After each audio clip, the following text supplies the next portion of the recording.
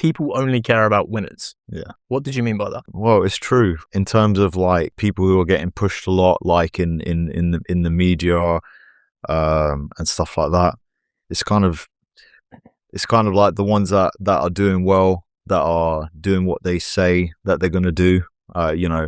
Like that's why Conor McGregor blew up, and now you see Paddy doing really well. He's saying what he's gonna go and do, and then he's going out there and doing it. People love performers, but people obviously really like the winners. If you're on a losing streak, or you lose one fight, it's like people lose interest straight away, which is why in this game you got to strike while the iron's hot. This is why it's a very important thing in this game to build on winning streaks and just keep being in the public eye. That's where the opportunities come at the end of the day. Obviously, in terms of like contracts and stuff like that, you need to keep winning to secure your spot. And ultimately, that's what it comes down to. You just got to make sure that you're winning, and you got to do everything in your power to make that happen. Obviously, you can learn a lot from losses.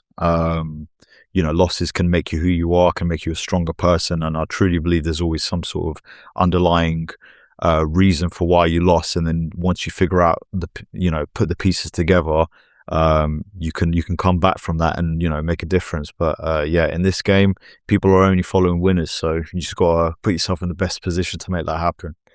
Yeah, it's funny, isn't it? Like, you can win loads of fights or get loads of views on social media or whatever your chosen thing that you're going after is. The second that maybe that drops off a little bit, you lose a fight, you get less views than usual, and then you need someone to go and talk to. All of a sudden, that pool of people that are around you when you're winning shrinks so much. Yeah. It's a very strange thing that humans do. Yeah. Yeah, I know. Like I say, people naturally gravitate to the ones that are doing well. It's like you said, it's just human nature. But the thing is, you can't get bitter about it. You just got to be like, okay, this is just how it is, and you got to do your best to make sure the chips are in your favor, and you can go out and perform and ultimately just keep winning. How do you decide who you let close? Because with that in mind of like, how do I know this person is here? How do you decide who you let into yourself? What I've realized is the people that have been with me since day one are the people who are still with me no matter what. Through win, and even through wins, people that are being critical, and they're telling me exactly that's who I want around me. I don't want people just to be fanboying me and saying, oh yeah, that was when in reality there's bits and pieces that needs to be worked on and stuff like that. That's why, like, the people that have been with me for however many years are the people that are still with me now. And that's how like, no matter whatever the weather, what the storms, sunny days, rainy days, they're there no matter what.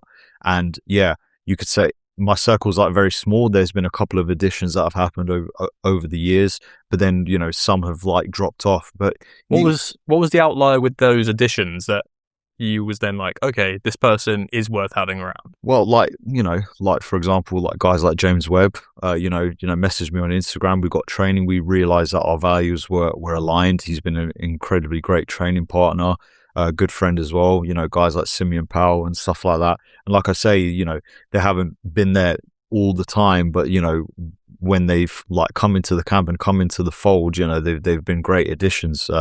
Not just as training partners, but as mates. Do you know what I mean? And like helping me with the mental side, helping me to improve my talking about like random stuff, like hanging out. You just realize like which people are like close within your values, and people that help you level up.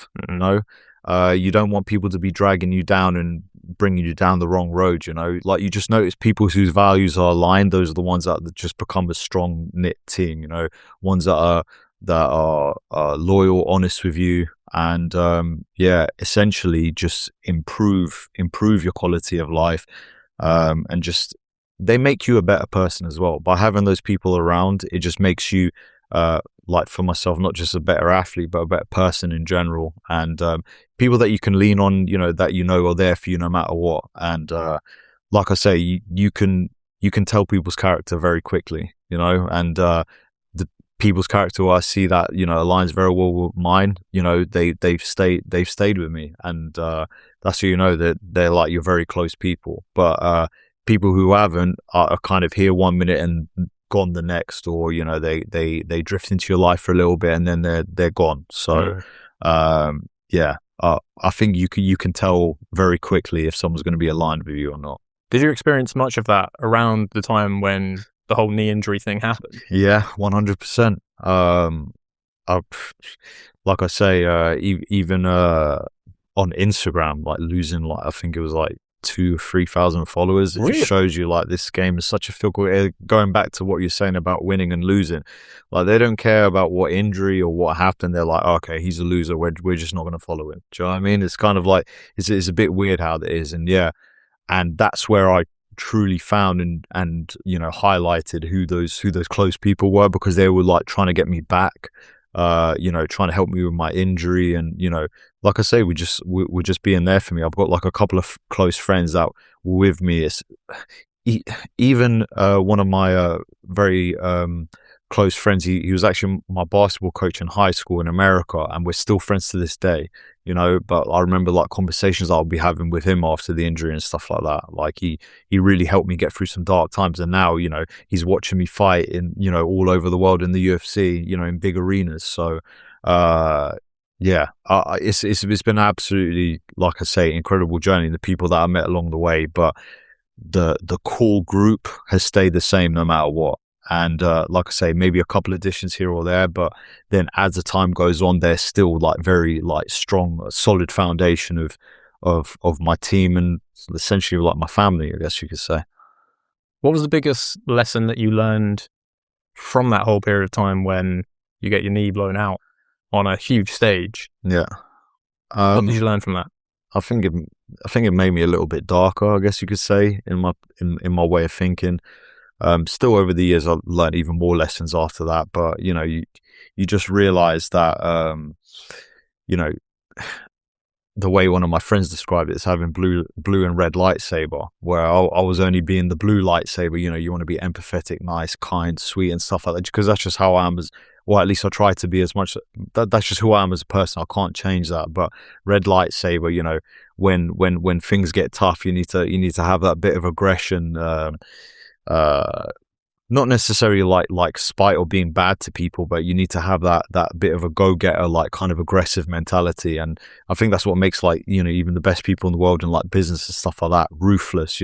That's what makes them achieve and do so well. So I didn't have enough of that side. Like you got to realize they don't care about you in there. You got to go out there and you got to do your thing. So that's a really interesting way of thinking about it. Like the blue lights. Yeah. Like you got to have a bit of both, and you got to know when to use each side essentially. Like when I meet like people and stuff like that, I'm always going to be respectful. I want to hear people's stories and stuff like that. But if someone's like doing something dirty to you, or they're treating you the wrong way, then you got to have no hesitation to like I say, cut them off or treat them accordingly, because ultimately they don't care about you. Yeah. The last episode I put out was with Ash Grimshaw from GB Top Team. I don't know if you've seen much of his stuff, but he's very blunt. Yeah. And very straight to the point. Yeah. If he doesn't like you, he'll just be like, I don't want to work. If he does, he'll be like, cool. That's the best way to be, though. Not too far one way, not too far the other. Yeah. And that's quite a nice balance to have, I think, of just 100%. 100. And look, this is a very selfish game. You ain't got time to waste, especially being a coach and coaching some of the best fighters. You've got to be like that. You've got to be very strict on where you want to channel your energy to make sure someone gets the best out of themselves. And if they don't align with that and they don't click, they're not fitting within the jigsaw puzzle, then yeah, you ain't got time for that. You know what I mean? That there's probably a team of fighters that he works with that like I say are aligned with his goals, and cool, then he can put his effort into them because he knows he's going to get the best out of them. But guys who he knows that he'll put in all that effort and then he's not going to get the return and they're not going to get the return, what is the point? You know what I mean? And in fighting and coaching and whatever, in a lot of things you've got to be quite selfish, and you've got to do what's best for you ultimately. Yeah, and you're always going to get them people that try and sort of attach themselves. That was a really funny moment from that episode, which I asked him if he wanted me to cut out. He said it's fine to keep in, so I can tell the story about it. There was some like amateur fighters who had like either no fights or like 1 or 2 amateur fights right outside where we were filming, and they were making a bit of noise. And he was like, "Do you want me to go tell them to shut up?" I was like, "It's fine. I've got the AI thing. I can cut it out." He carries on talking, and then he stops and he gets up. And he's like, "I'm going to go tell them to shut up." So that's funny. Walks out the door. Yeah. He's like, "Wait, shut your mouth, yeah?" Walks back in and then starts like slewing them. Like, he's going to town. That's what annoys me. People who try and hang around the gym, trying to touch themselves too big. I was like, "Do you want me to cut that out?" But I think maybe that's a little bit too far. But having that kind of nature where you can go, like, nah, like they shouldn't be doing that. You've got to be unapologetically yourself. You know, and that's how you find out who people are aligned with you or not. You can't pretend to be this way or that just to be liked by people. And that's something that I think, well, it's definitely something that I learned, but I think most people, as they're going through their life, they realize, like, you know, if they don't like you, cool, it's whatever. And if they do like you, then they're running on the same path as you. But if they don't, I think that's why you just gotta be truly and honestly yourself, and then you realize that the people that are meant to be around you will naturally gravitate towards you because you are who you are. And that's how you can separate who's there for you for real and who's not, because you know, you're not fake, you're just being who you are. I want to talk a bit about confidence and where you think confidence comes from, because I've met amateur fighters who think they're the best in the world. Maybe they haven't even had a fight yet. And then I've also met people who have been champions who think they aren't shit. Good comparison there. So where do you think real confidence comes from? I think as you go through life, you get involved in certain situations, and then, you know, you might be like very fearful before something happens, but then you actually go into that situation and realize, oh, hold on a minute, it's not even that bad. Do you know what I mean? Like, if we're talking specifically with fighting, like, you know, building confidence in a particular technique, you've got to try it in training. You know, you've got to almost not worry about messing up, because training is where you're allowed to make those mistakes. It's under those bright lights, but you build up that confidence of throwing out that move by, you know, maybe messing up a load of times, you know, in your training session. But then when you go out under those bright lights, I've done it so many times that now it's just become like second nature. And like confidence in life, I think, it just goes back to what I was saying about being unapologetically yourself. Like, you become confident within yourself, just by being who you are, and you kind of, you have to try and put the blinds on, like, you know, what everyone else thinks about you. Is like, what it comes down to is, what do you think of yourself, you know? And for a lot of experiences, you might be like very scared of like even like social situations. Like, you build this facade in your head of like how bad it's going to be, but then you actually go into that situation like, hold on a minute, it's actually not that bad. Like, even in terms of like meeting new people and stuff like that, it's you realize it's not actually as bad as what you thought it was going to be. Like, people like even doing presentations or whatever for work and stuff like that, like they get up all in their head like thinking of all the, but your brain naturally goes to like what the worst situation is going to be. But then you get out there, you know, you say, you know, you start doing everything that you've been preparing yourself to do, and then you realize, oh, okay, everything's like you go into like almost like a flow state. So yeah, I think just confidence comes through experiences, and putting yourself in situations that you know I'll be scared doing it, but then overcoming that also gives you confidence. Life experiences and just like kind of forcing yourself to do the things that are a little bit scary, that are a little bit nerve-wracking, that are, you know, do outside of your comfort zone. That's what's going to make you overall just grow your confidence into many different areas, because then you realize, as I've said before, it's not as bad as what you thought it was, you know? Yeah. When was the last time you genuinely doubted yourself? I mean, I'll probably doubt myself all the time. I think probably many fighters do. You know, you're gonna have one or two bad training sessions and think, oh my gosh, like I'm I'm like the worst athlete ever. I'm gonna have to go into a fight in a couple of weeks, and you know, no, just nothing's working or nothing's going right.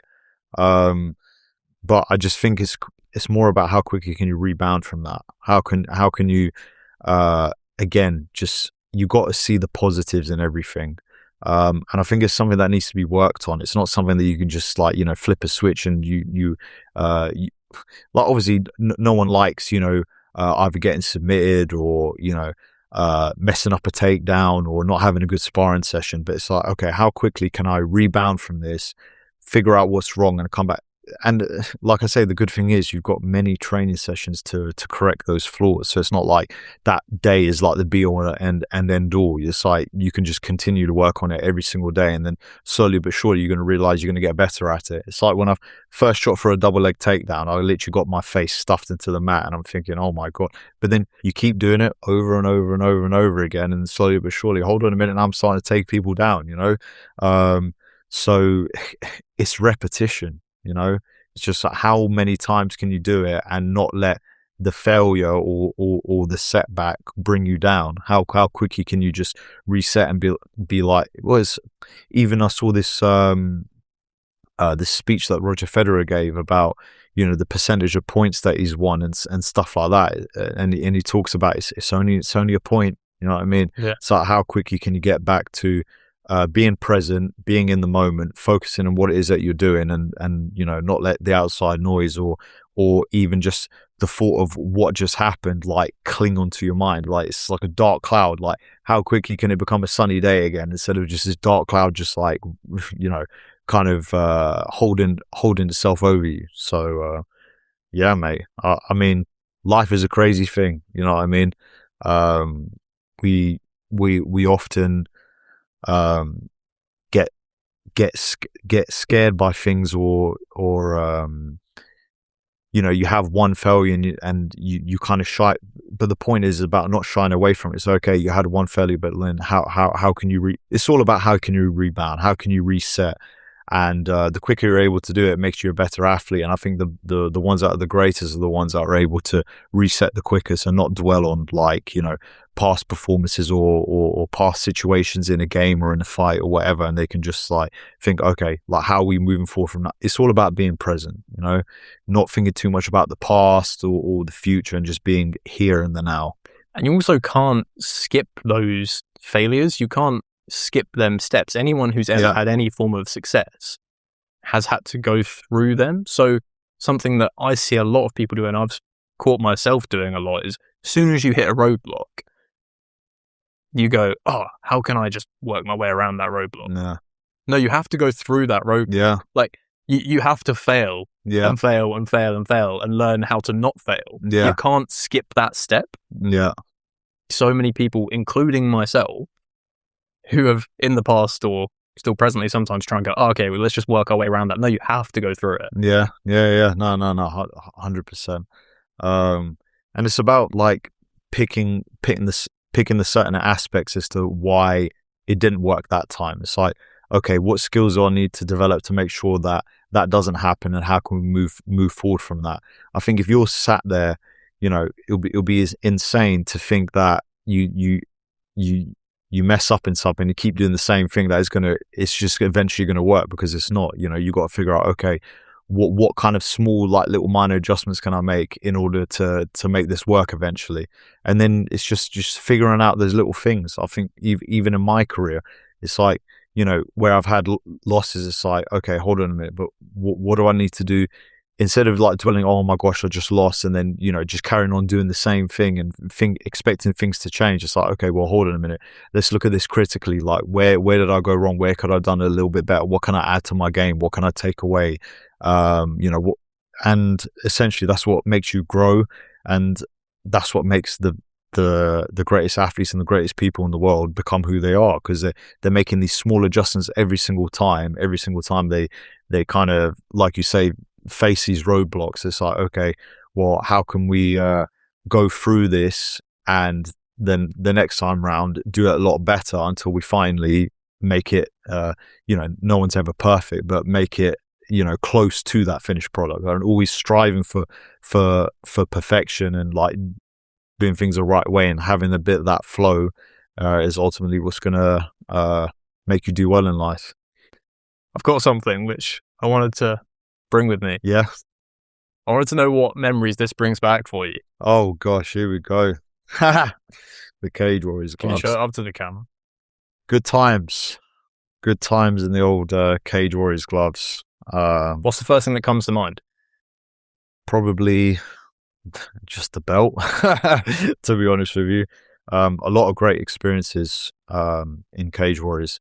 It helped me to develop my game in so many different ways. It helped bring confidence in myself to show that I can compete with the best in the world, fighting extremely high level guys, outside the UFC, and then being prepared to go into the UFC, being cut, then having to go back. And, it's forever going to be a part of my story and a part of my timeline.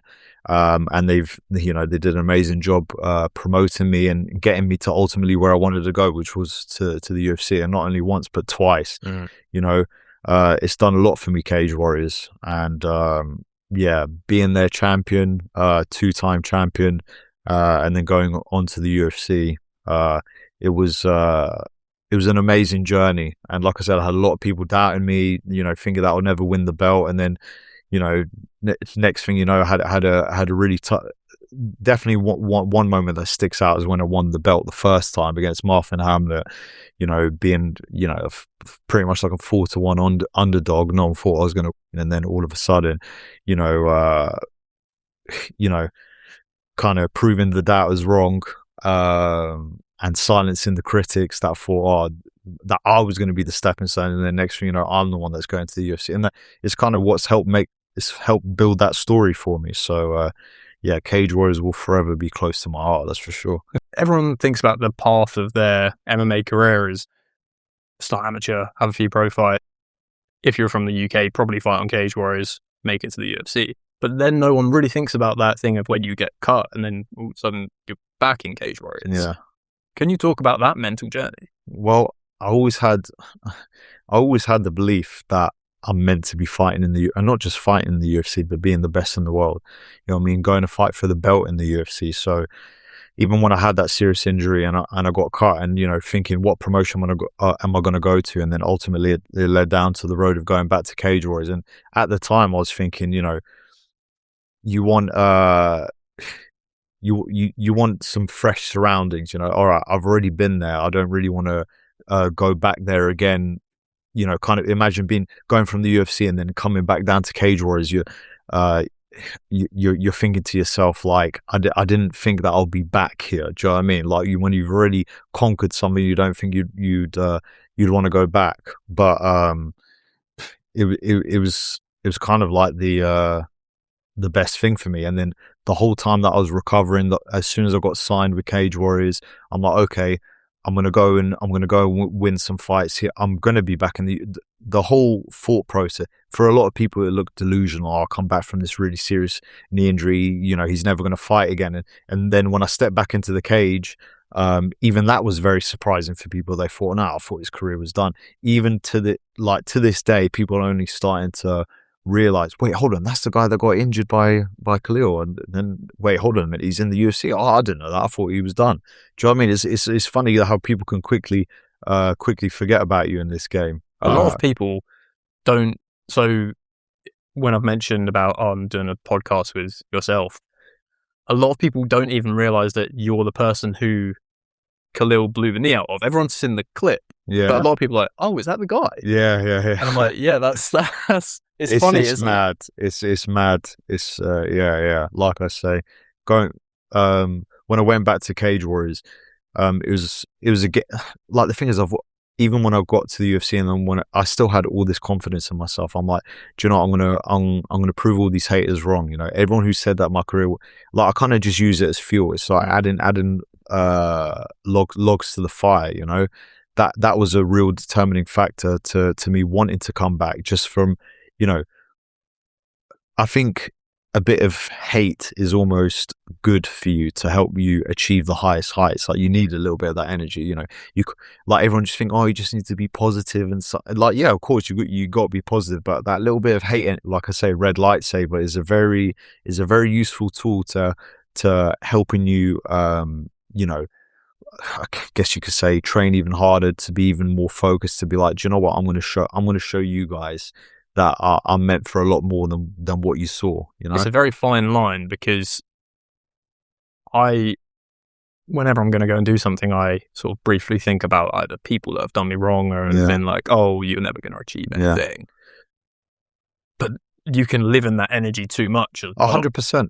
100%. Yeah. No, of course, I don't mean to obviously get overwhelmed by it and, you know, let it consume you and just be, you know, living in a cave with a sword, just like, do you know what I mean, like Gollum or something. Do you know what I mean? But you just have to use it. Almost, it's like reinforcing everything that you're doing anyways. It's like in the back of mind you're thinking, and also it's kind of like the thought process of, how would it feel like going and achieving what they said that you couldn't do? Can you imagine that? And even if you never even meet these people, it's like, I know they're sitting on the end of that computer screen, you know, like for sure, like set in their ways, thinking, oh no, this is never going to happen. This guy actually goes and does it. It's kind of like, and then they'll sit there and they'll find something else to say bad about you or whatever. But it's just like, hold on a minute, I got to you, didn't I? Just by, you know, continuing on my grind, continuing in my training, continuing to believe in myself. And like I say, for the average person, you know, they'll be quick to say, you know, quick to hate on you and say, oh no, it's because they couldn't do it themselves. That's the thing. It's like, okay, you can't do it, but I can, you know. And that's another thing. And it's almost just like proving it to yourself. It's like, God wouldn't put these visions in my head if he didn't know that it was possible, you know. So that's why I know, like, I'm always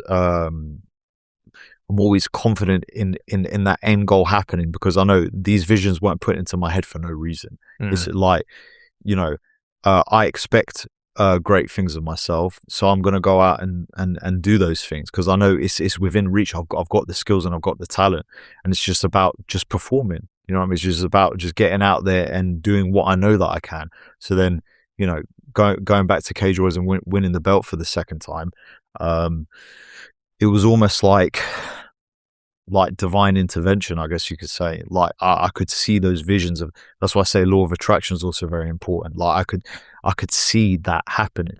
I already knew. It's like, as soon as I won the first fight against Chadwick, and then you know, the American guy wins, and I'm like, hold on a minute, that's the belt fight right there. Let's go and make that happen. And then all of a sudden that came together, and then I'm like, and I said to even my dad, we need something spectacular in this one. We won by decision in the last one. We need something big to get the UFC's attention. And then there you go, I got the knockout in the 4th round.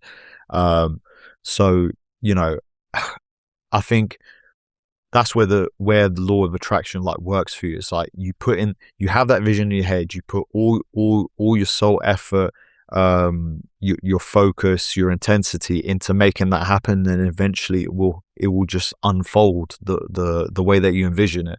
And sometimes, you know, even saying like the law of attraction of like winning the belt and stuff like this, it's like the lessons that you learn from the losses are the ones that are going to make you, that are going to prepare you for when that does actually finally happen, you know. So you can't get too obviously you're going to feel upset or whatever if a loss does happen, but it's about not staying in there too long and just thinking, okay, this was just part of the road. You may not see it right now, but later on you will. Like, that injury was probably the best thing that could have happened to me in terms of me changing my training, just being even more committed and focused,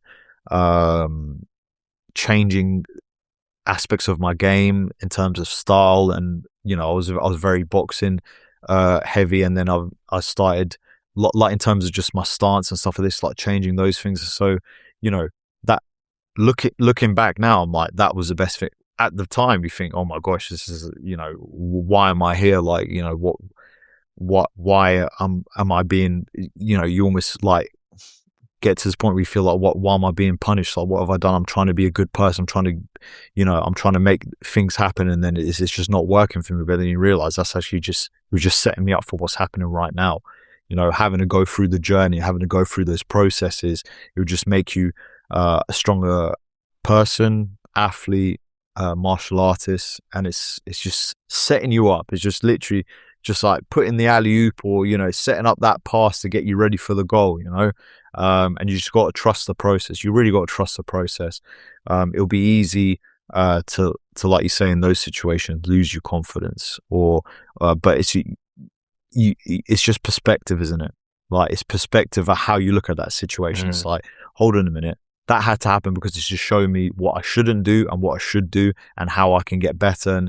And even from just to give an example from my Krylov loss, certain things that were going on in my life, it just showed that those things were not good for me. So okay, how can we change that? Like, we know now how we need to move forward. And then even in my fight against Christian Edwards, I felt a lot more present. I felt a lot more myself. It went a 3-round decision, but there was moments where I could have possibly finished the fight and stuff like that, but I felt way more myself. And the things in the training room, even the things outside of the training room, were all a lot more aligned and a lot better. I was a lot more positive, and that's why I was able to get the win and it's again something that has to be trained. It has to be something that is worked on. You build that in the training room, then you'll be able to put that out there into the stadium. Like, for the most part, like in my career, I was just going out and fighting. I didn't really think of these things, but as time goes on, technology becomes more available and these things become a lot more prominent. And there's more information about it. You can use that to your advantage, and you realize that the best people in the world, they're all working on that mental part. They're not just working the physical; they're all working on that mental game as well. But yeah, I mean, you look at Michael Jordan becoming Air Jordan when he's on the court, and stuff like this. Nothing else matters. You're there. You turn into someone else, and I think I've been doing a better job of turning into that guy. Red lightsaber mode whenever I'm stepping in I'm going to start using that so much more. I love that. That's great. Moving that into the octagon, and I'm starting to notice that change when I step in there now, more and more as the fights go on, and it can only pay dividends. And like I say, from here on out, I can see the changes that I've been making. And they've all been working very well for me, and I'm truly grateful to go through the whole process. I think you got to be grateful through the highs and the lows, but it makes you who you are. So yeah. If I could guarantee that tomorrow you became UFC champion, you've done it, you've achieved it, what is a goal that you would still want to achieve in your life? Well, there's a lot of things really, but I mean, who can have the most title defenses at light heavyweight? Do you know what I mean? Like, obviously, it's going to be a very hard number to beat, but that's essentially what you got to go for. So like, it doesn't just end wherever the belt is. Maybe potentially being a 2-weight world champion. You know what I mean? There's always a ceiling to break through. There's always something else to come. How can I,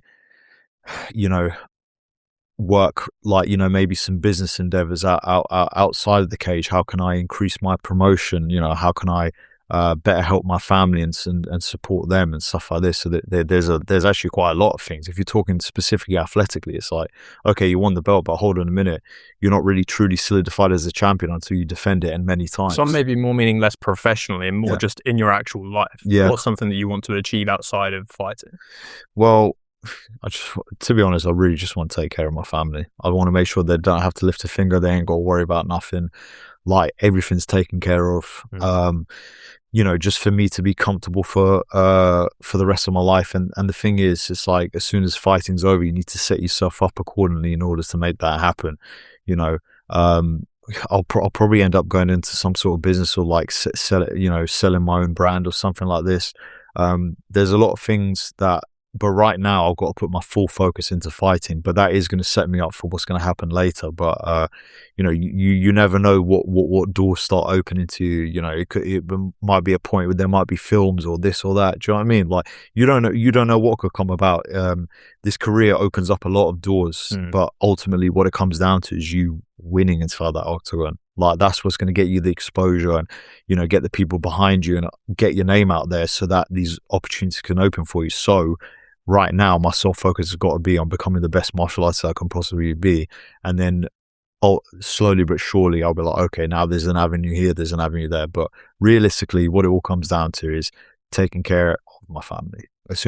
As long as I can take care of them and they don't have to worry about anything for the rest of their lives, I'll be extremely happy. Yeah, there's a fine line between you can't focus too much on afterwards because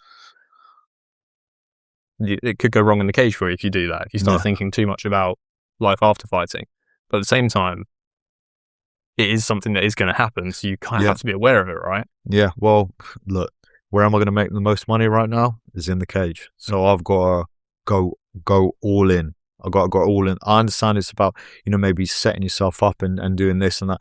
But listen, when you got, however much money in the pot, you can do whatever it is that you want with it. It's not just going to sit there, more money makes more money, So it's like, I know that the highest return on my efforts is going to be from being the best martial artist as possible to go out and beat everyone so I can, increase the contracts, maybe increase sponsorships and stuff like this, make as much money as I can, build up that pot, and then, the sky's the limit really after that.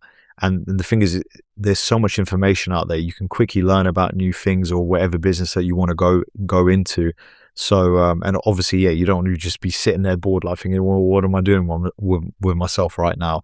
And, the human mindset is always wanting more and stuff like this. So, to take care of my family, to make sure that they're okay and everything. Yeah, so I need to build as big of a pot because that's what's going to bring the highest return right now. It's like winning my fights, getting the show and the win money, stacking it up, and then still making those smart investments right now. But I need to put my full focus on fighting because that's where I'm. Like I said, I'm getting the biggest prize right now.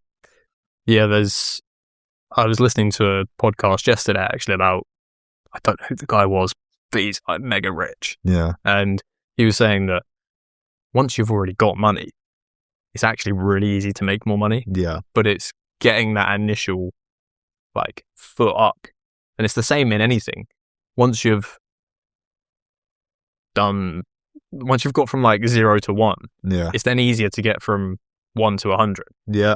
100%. But it's just getting off, it's taking off, and it's getting that ship sailing is the hardest part. Once you got, like I say, enough to be, and the thing is, you're going to need money to make these particular investments. Like, a lot of people, because they're saving up so many years just to be able to make these, but with fighting, like, those returns can happen pretty quickly. Like I say, you get a couple of wins and those things can happen very, very quickly for you, and then it's just about, okay, how do I utilize it from then on? So 100%, I'm going to put all my focus on this because if you want to be the cream of the crop, the best of the best, and continue winning, and like I say, continue raising your profile and stuff like this, I've got to focus on being the best martial artist that I can because I will have a life outside of fighting, but it's like, how big can I put make this money essentially,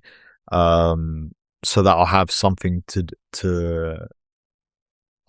do with it, like whenever the career's over. But it all boils down to basically, it's like, where am I getting the highest returns for my efforts? That's in fighting. So, and I'm a lifelong martial artist. I absolutely love this game. I want to continue to getting better. And you realize that the best people in the world, they don't spread their focus so far. It's always on like a very specific thing, or like one or two things that then help make a load of money, and then they're able to branch out a little bit more and put their but ultimately, if you want to get really good at something, you got to put all your focus in on that particular thing.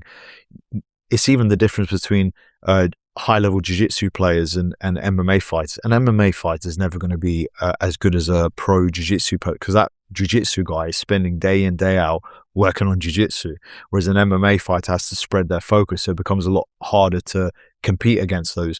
Obviously you can compete with them, give it, but more often than not, the guy's been doing jiu-jitsu day in, day out, because they've got more hours on the mats. I mean, they've got more time in that game. So it's like, where am I going to utilize my time the most efficiently? It's about being the best martial artist so I can go out and beat my opponent. So and then then everything branches out from that. For me, everything that is to come all boils down to me going out there and doing my thing in the cage. So I just focus all my time and effort on that. That individual obsession can look crazy to someone from the outside, can't it? Like, when you're chasing something so relentlessly and maybe it's not paying off, it can look absolutely fucking nuts to someone from the outside. Well, I mean, it's only just like recently that I guess you could say I've been starting to do a little bit better and stuff like that. But if you look at how many years it's taken me to get to this point, I've been a pro since 21. I'm 32 right now, and even then, I've still haven't I haven't even touched the surface of what I want to do. But I'm just now getting to the point where it's like, okay, now we're starting to do. There's a lot more opportunities. We're doing a lot better. But that's 11 years. And even more so if you're talking about amateur and stuff like this, like how many years it actually takes to finally break through. And then there's another like really good friend of mine. I mean, he just got appointed a really good position in his work where he's going to be doing extremely well for himself. But he only started making that breakthrough in his like early 40s, late 30s. Do you know what I'm saying? Like, people think there's always a timestamp on it. There's never a timestamp on it. Like, things will happen for you. You just got to keep chipping away at it. Keep building the skills. Keep building that. The more time you spend doing it, the better you're going to get at it. So you have to be willing to. There's a quote actually which I had written down that fits in perfectly with this. Stole it from Chris Williamson. All good, mate. Yeah, make it your own now. It's before you win, everyone will ask why you're working so hard, and then once you win, everyone will say how lucky you got. Yeah. But they don't see the years of the grind. Almost going insane in the gym, or for me, like sitting on my laptop editing at 2 a.m. in the morning. My dad comes in and is like, what the fuck are you doing? Don't worry about it. But again, you can't avoid those steps. You have to take them steps, and you have to have them people telling you you're fucking crazy for them to eventually just say how fucking lucky you got anyway. But 100%. It has to be like this real internal drive. Oh yeah, 100%, 100%. But then, you got people doubting you for so long, and people looking at it from the outside think, oh, it must be extremely athletically gifted, or they were just given the opportunities. It's like, yeah, but you didn't see all of the hours that were put in, all of the parties that you missed, all the outings. It's just mad, because even just like I had a reunion, and it's like, I wasn't the most popular kid in school. I wasn't the guy that was going to parties or getting with all the girls or anything like this. And I think it's funny because they almost expect you to still be that same person, and then when you meet them, however many years, 20, probably more, more than 20 years later, they can see like massive changes. And it's funny because people become a lot more mature, a lot more grown, and like back in school, it's just a completely different environment, isn't it? Like, well, I think why that can be so weird for those other people is because it's a mirror of the work that they haven't done. Yeah. When they see someone who has gone on and done the work, and on the flip side, there's some people who have come into contact with that, or are also doing really well for themselves because they've done the same thing that I've been doing. Do you know what I mean? They've been really focusing in on their craft. They're getting the promotions, they're getting the work done, and and this is the thing. They're really happy for me, and I'm really happy for them. But yeah, it's just mad. people don't expect you to change. People almost expect you to be the same person. So then when I'm going out a little bit more confident, or I'm talking a little bit more, and I'm being a bit more engaging, like, hold on a minute, this isn't who I remember.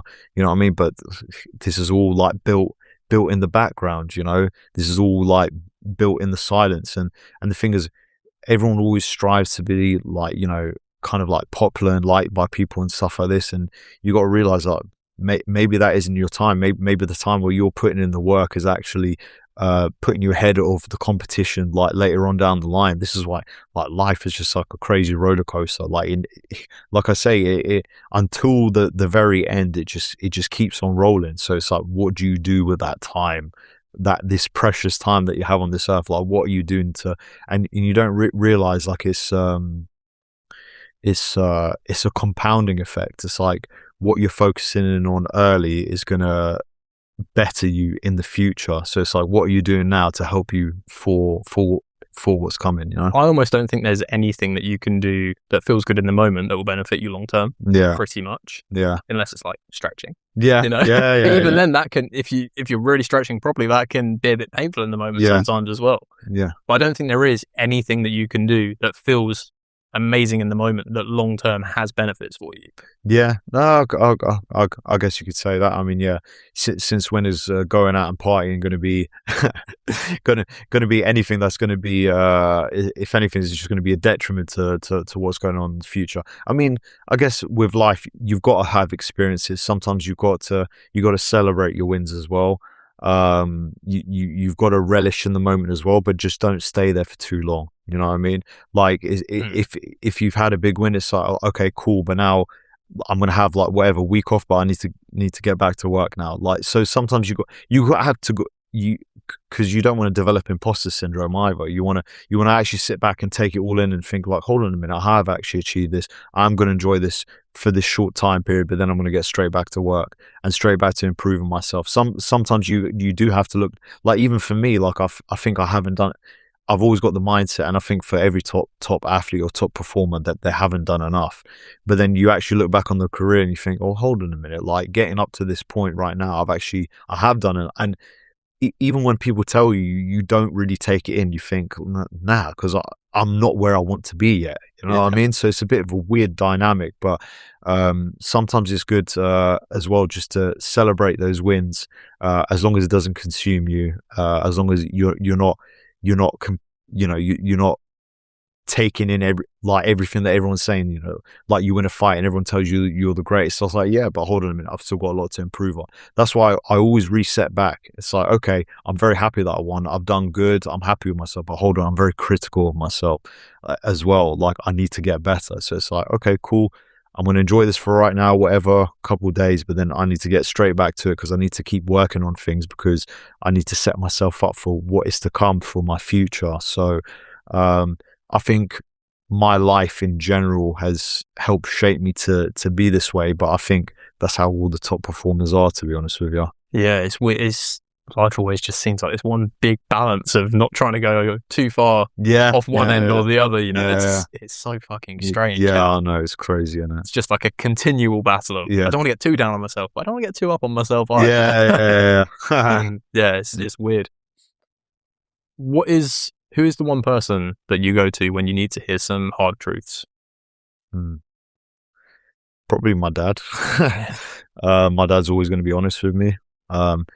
He's going to be honest with me when, you know, there's a good training session, there's a bad training session, there's things that I could have done better. After every fight, whether I've won, but hold on a minute, you could have done this better, you know? Or, you know, sometimes, you know, obviously because he's my dad, and, you know, he's very affectionate and loving towards me. He never wants, he always wants what's best for me, and if he can see that I'm happy or things that are very good for me, he wants to continue to be in that light. But sometimes he notices things, and you know, and he'll give me like a hint. He'll give me a sliver as to, okay, maybe something isn't right here, but then it's up to you as a man to try and determine if this is going to be good for you in the long run or not. But he's always told me, like, I'll tell you straight up, like, I don't think this is good, but you do what you want. I'm going to love you no matter what.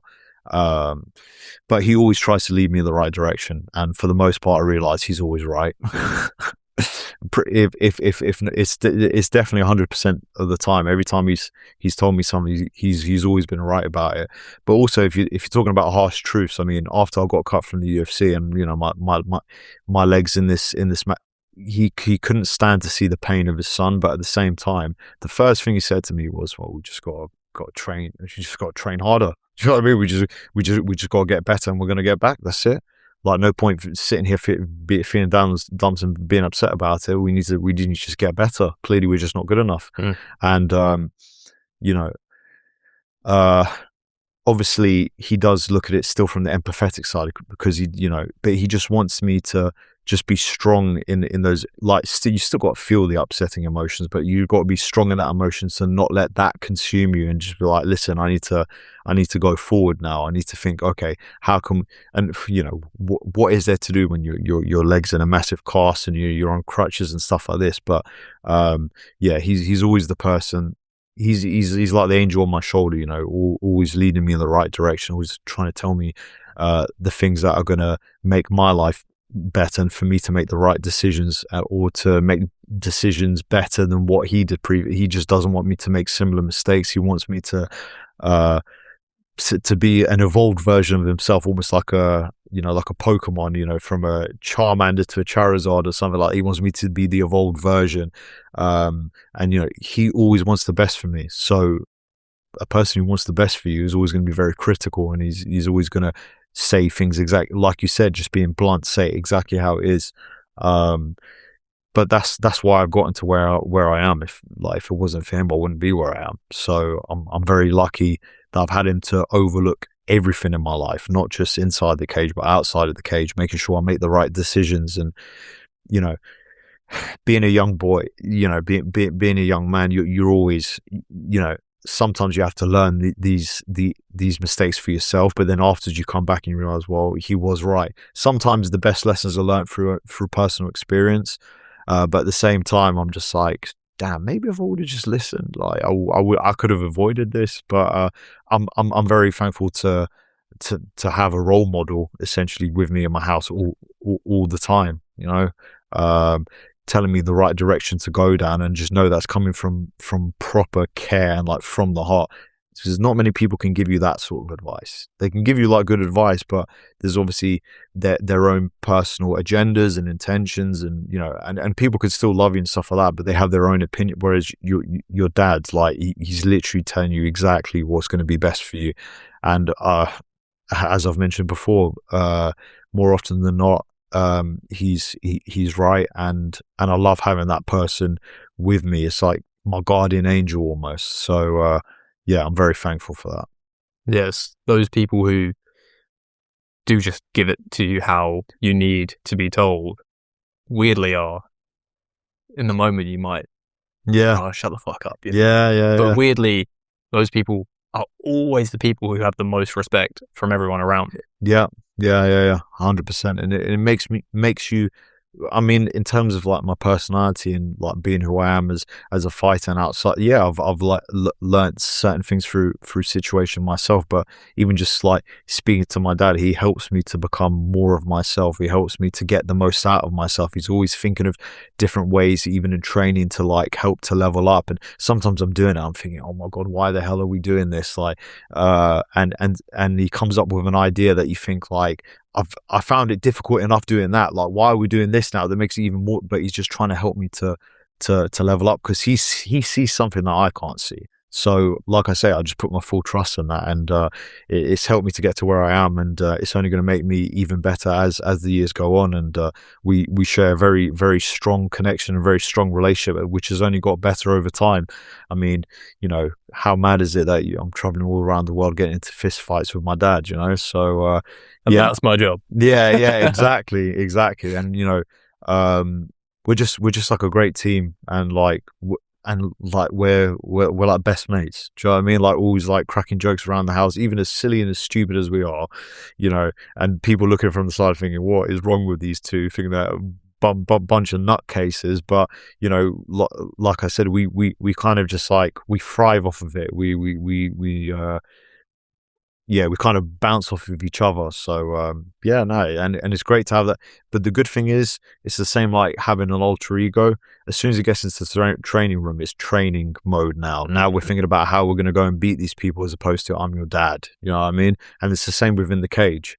Obviously he's got that like very emotional side, but he kind of keeps it regulated for me. For when I go in there, he's like, I'm a coach now. I need to make sure that my son's doing what he's supposed to do. So it's good. I think over the years it's gotten even better. So I'm just very thankful for it.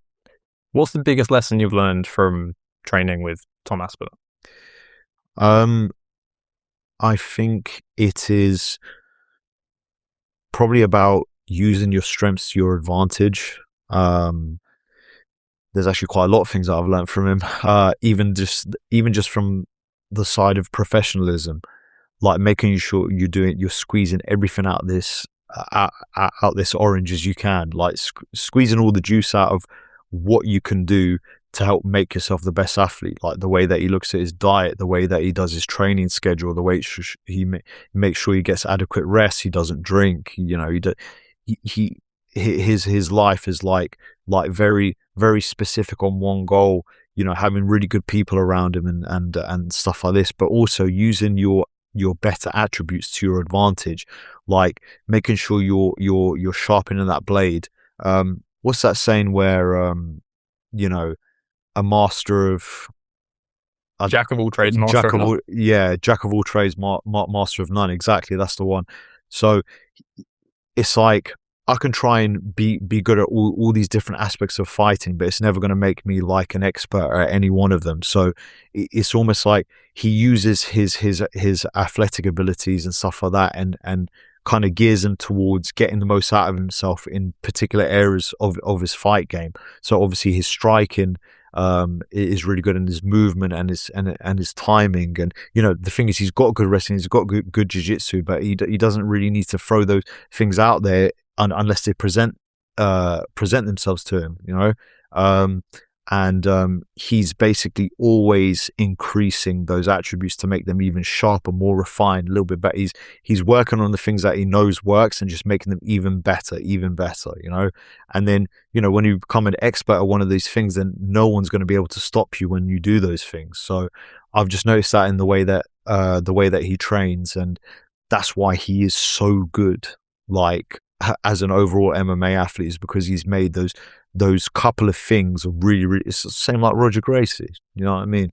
Like making sure that his mount position is expert level. He doesn't need to learn all the intricate, fancy movements, or doesn't need to do loads of leg locks. But the things that he does are so damn good that no one can stop it. And I think that's the same with Tom, really. Like the things that he does, no one can stop it. He's just so good at it, and he's always refining and making it even better. So training with Tom has been an absolutely incredible experience for me. Just the way that he holds himself, the professionalism that he has, just seeing that he does have a laugh. He's just a regular guy. There's things that he likes to do, and he's very family orientated. He's not chasing certain things. He just wants to live a nice life and take care of his family, which is essentially what I want to do. But yeah, it's nice to be in line with someone. But I've just seen the level of professionalism that he has, and that's something that I've definitely taken as a massive gem for me. And now I've like sort of contributed that towards my own to my own training regime and the way that I hold myself. Like, look, I'm 32 now, I'm not 28, 27, wanting to go to all these parties and do all these crazy things, and be a bit of a madman outside the cage, like long gone are those days. But I realized if I want to become the best in the world, he's the best in the world, and that's what he's doing. So clearly I have to follow suit, otherwise I'm not going to reach that peak. So yeah, he's taught me a lot. Is that, you talk about his professionalism, is that just in terms of how he trains, or sort of how he conducts himself, like media wise and everything? Yeah, everything. Like, keeps a very, very small circle. Doesn't branch out and like kind of like stick to what you know. This is the same what we're talking about, people dropping off and like coming.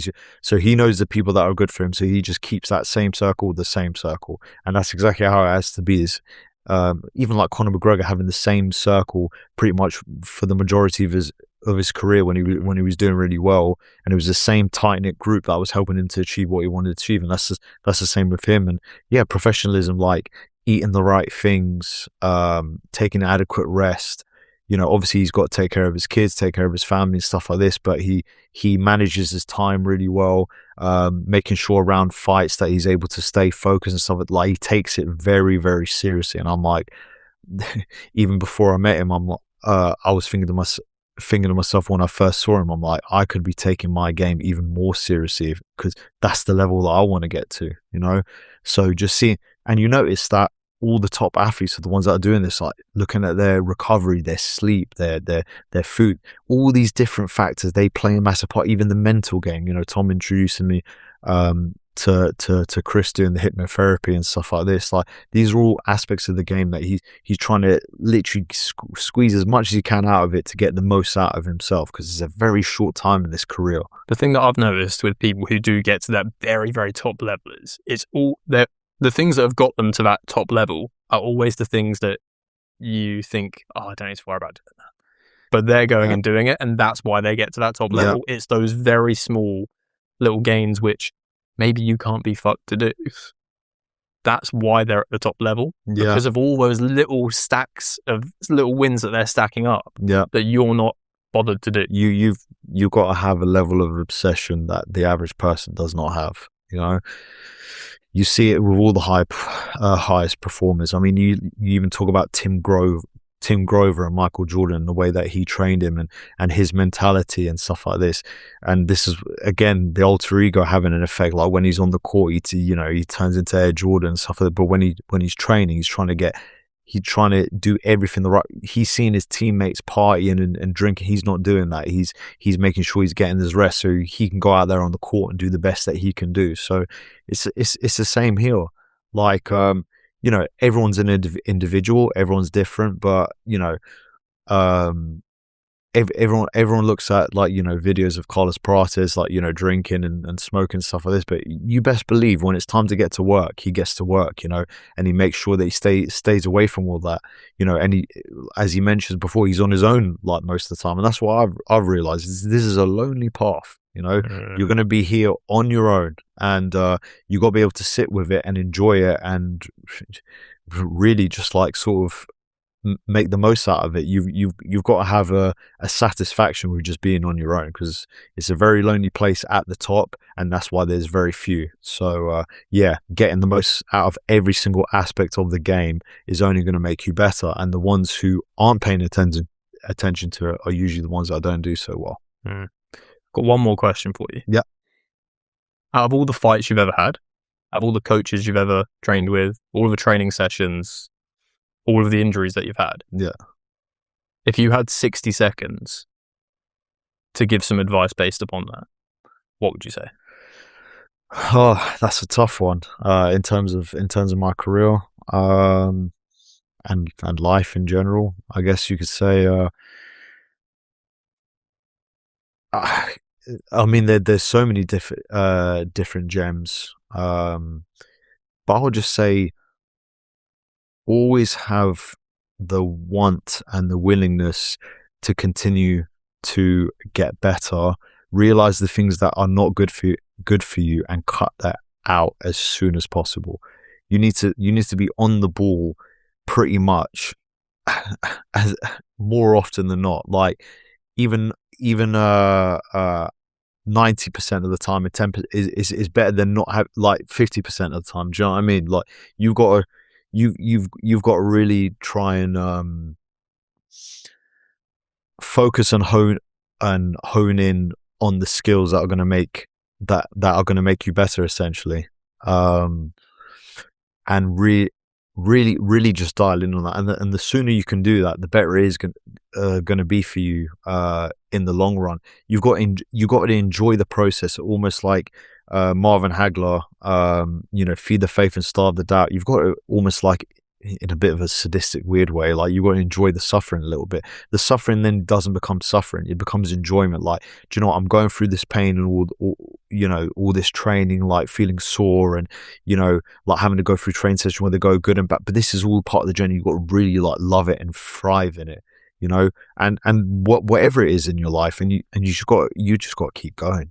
The thing is, people stop right before they're going to make the breakthrough, or they don't give that much effort because they don't feel like they're going to get a return. It starts stacking up, and the thing is, if you just keep that vision in your head, whatever it is, it will come into fruition. You just got to pay your dues. It will happen. It's just doing it long enough to see it through. You got to do it long enough until it finally is sitting there, like, and slapping in the face, essentially. So yeah, I mean, what was the question again? Sorry. You kind of answered it. It was essentially with the lessons that you've learned from your career. What advice would you give? Yeah. But that's essentially answered it. I don't think there's really more that could be said to that. Just being unapologetic. I got to go back to saying you got to be unapologetically yourself. Be confident with yourself. Build your confidence through going through struggles and hard situations. Know that setbacks aren't the end. It's only helping you prepare for what's to come and making you become stronger and become more resilient to certain pressures. And yeah, I really think you've got to enjoy all aspects of it. If this is something that you're choosing to do, you've got to enjoy it. Otherwise, what's the point of doing it? Thank you for coming on the show, Modestas. Nice one. Thank you so much, mate. Appreciate you having me, bro.